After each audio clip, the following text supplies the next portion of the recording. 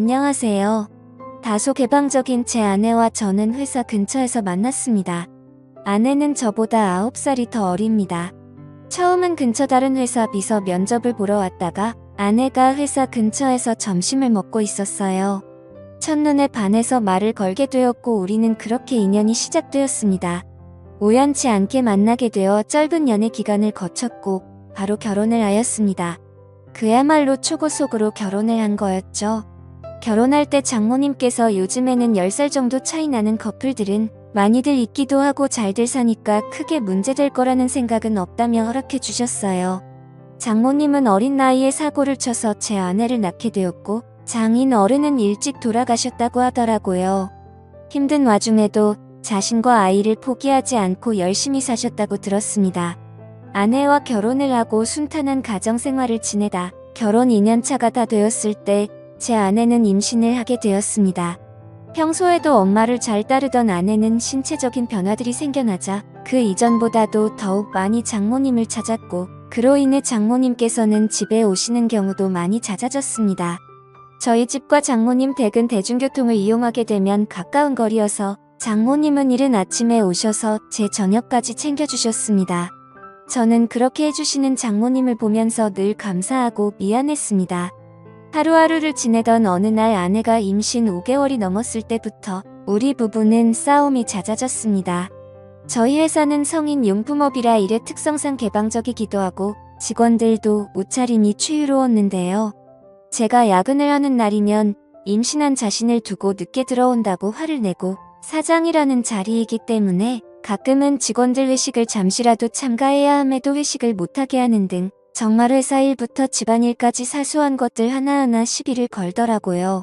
결혼 전에는 제가 사장이니까 직원들에게 이렇게 해줘야 한다, 저렇게 해줘야 한다라며 제게 많이 내조를 해줬었던 아내인데 갑자기 이렇게 달라지고 이제는 직원들 챙길 시간이 어디 있냐며 오히려 성질부터 내는 겁니다. 저도 마음이 많이 지쳤고 나름대로 힘들어서 술로 매일매일을 지내왔습니다. 그런 모습들을 장모님이 가장 가까이에서 지켜보고 계셨었죠. 그러던 어느 날 제가 퇴근하고 집으로 돌아오자 장모님께서는 피곤하지 않으면 집까지 데려다 줄 수 없겠냐고 하시면서 조심스레 말씀을 건네시는 겁니다.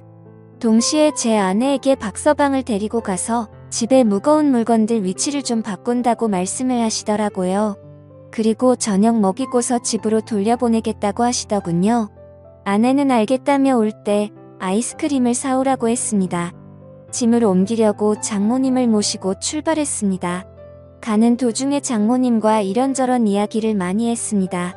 저는 평소에도 장모님이 미혼모였다는 사실을 알게 된 후부터 아내를 바르게 잘 키우셨다는 생각에 존경스러웠습니다.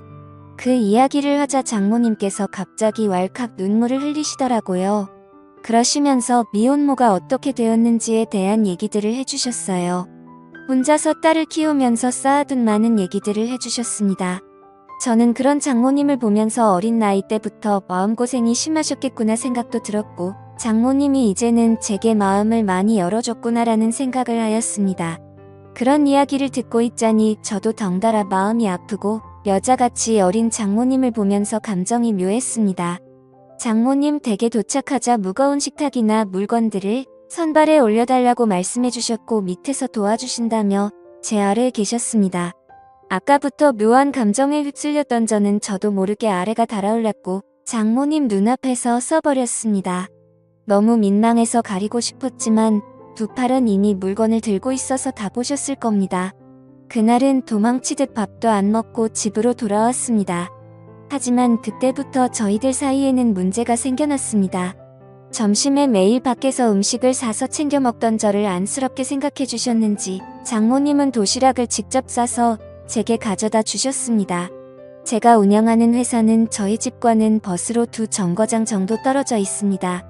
처음에는 그런 장모님의 수고스러움에 부담스러운 마음도 있었지만 어느 순간부터는 장모님과 점점 더 가까워졌고 그런 일상들이 당연하게 여겨지더군요.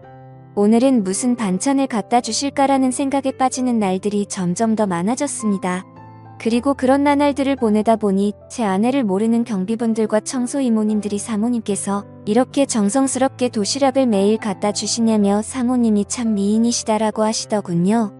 주민분들이 볼 때는 당연히 부부 사이라고 봤을 것 같습니다.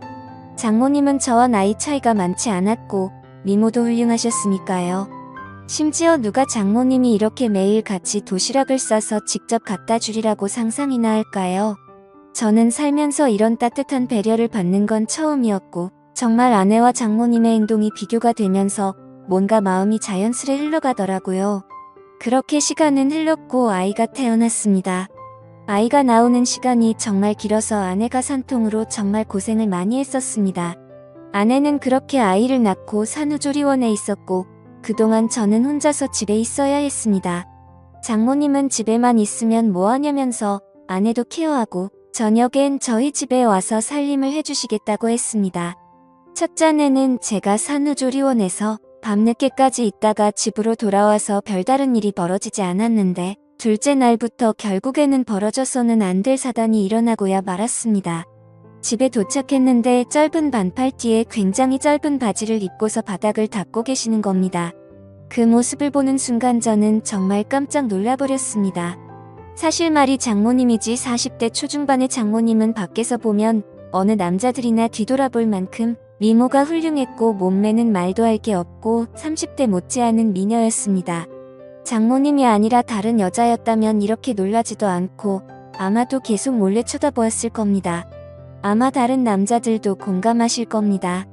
하지만 그런 광경을 보기에는 너무 부담스러웠고 그렇다고 또 장모님을 보고 좀 단정하게 입어주시면 안 되겠습니다 라고 하기도 어려운 상황이었어요.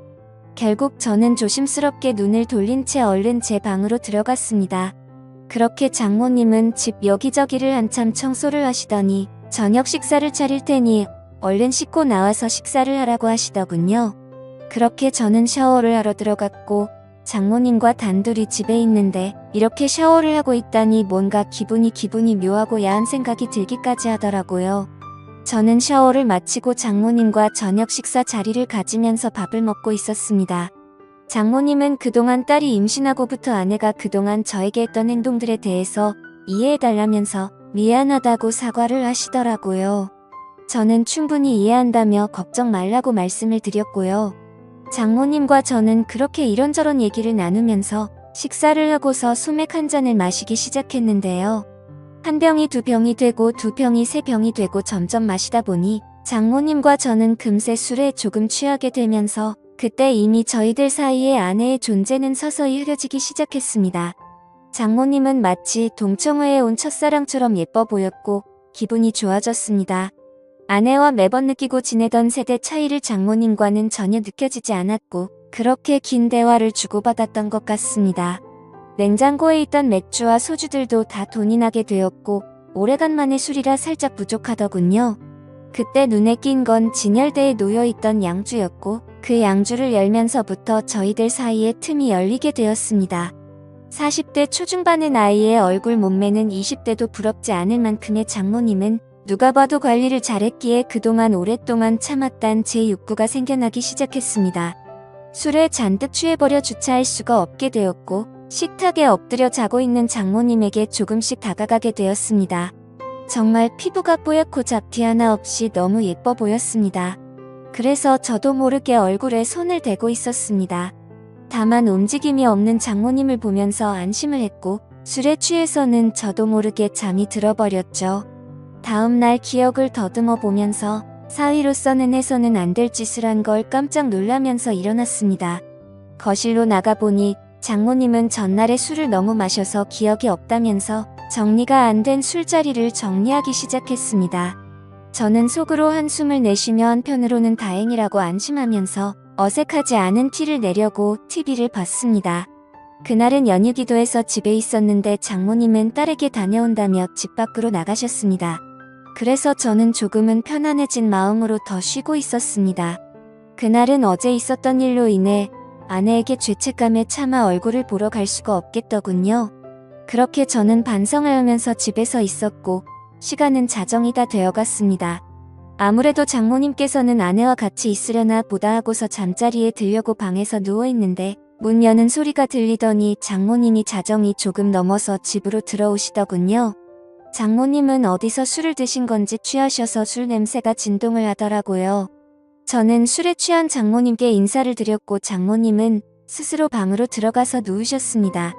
그렇게 잠에 드시는 걸 확인하고 저도 제 방으로 들어와 잠을 자려고 돌아서는데 갑자기 장모님이 저에게 어제 있었던 일에 대해서 할 말 없냐고 하시는 겁니다. 내가 어제 잠든지 알았냐며 어디서 내 얼굴에 손을 대느냐고 하더라고요. 저는 정말 깜짝 놀랐고 혹시라도 아내에게까지 말씀하신 건 아닐까 너무나도 놀랐습니다. 저는 장모님에게 다가가서 무릎 꿇고 빌었습니다. 그런데 장모님은 갑자기 돌변하시더니 이번 일은 돌이킬 수 없으니 아내에게는 절대로 비밀로 하자고 하시더군요. 그리고 이미 일은 벌어졌고 용서를 해줄 테니 술이나 한 잔 더 하자고 하시더군요. 그래서 저도 도저히 맨정신으로 버티기에는 감당이 되지 않았고 양주를 거의 원샷하다시피 마셨고 어제보다 더 많이 취했습니다.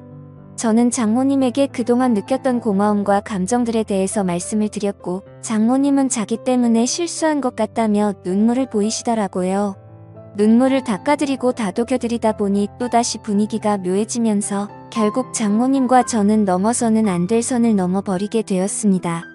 술에 취해서인지 장모님이 너무 완벽한 여자여서인지 점점 아내에 대한 생각과 죄책감은 사라지고 없어진 것 같았습니다. 그렇게 그날 이후로는 아내에게 가는 시간 외에 집에 있을 때는 저희 둘은 거의 부부와 다름없이 지내게 되었습니다. 서로가 이제는 이름을 부르면서 지내는 지금까지 와버렸고 조금이라도 떨어질 수 없는 사이가 되었습니다. 이렇게 생활을 이어온 지 거의 2주가 다 되어가는 것 같네요. 이제 일주일 정도만 있으면 아내가 다시 집으로 돌아오는데 더 이상은 아내에게 미안해서 집에서는 도저히 이렇게 지내서는 안 될 것 같았습니다. 처음에는 술에 취해 장모님의 미모에 이끌려 호기심으로 시작했지만 그 이후부터는 제가 너무 빠져들었고 어느 순간부터는 아내가 알게 될까 점점 무서워지네요. 태어난 제 아이에게도 너무 미안합니다.